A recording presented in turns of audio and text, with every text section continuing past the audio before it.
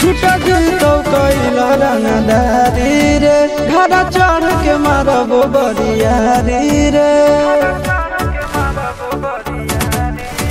छूटा जीतो कैला रंगदारी रे घर चढ़ के मारबो बरियारी रे तोरा बाप के न तोरा दादा के चिन्हबो बेटा सब गोली मारबो ताएगो गिनबो तोरा बाप के न तोरा दादा के चिन्हबो बेटा सब गोली मारबो ताएगो गिनबो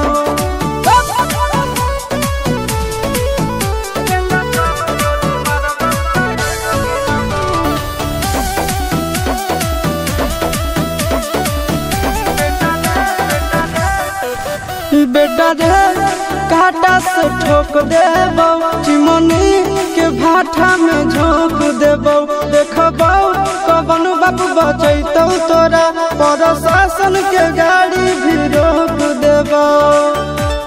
बेटा जी सुनो बेटा रे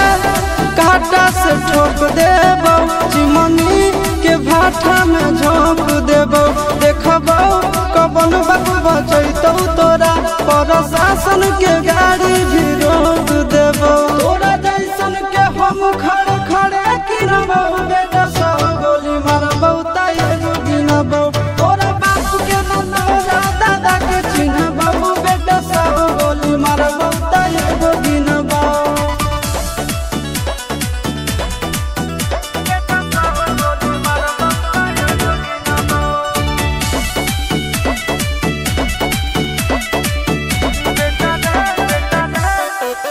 बेटा रे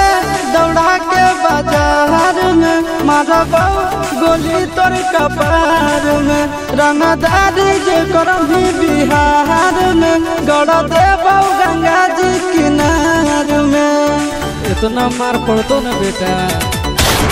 बेटा रे दौड़ा के बाजार में मारबो गोली तोर कपार में रंगदारी जे करही बिहार में गड़ देबो गंगा जी किनार में कहो चिंटू आशीष के कारण सुनाबो बेटा सब गोली मारबो ताएगो गिनबो तोरा बाप के न तोरा दादा के चिन्हबो बेटा सब गोली मारबो ताएगो गिनबो मारत मारत पिछुआरा लाल कर दे बेटा ध्यान से बाप इधर है।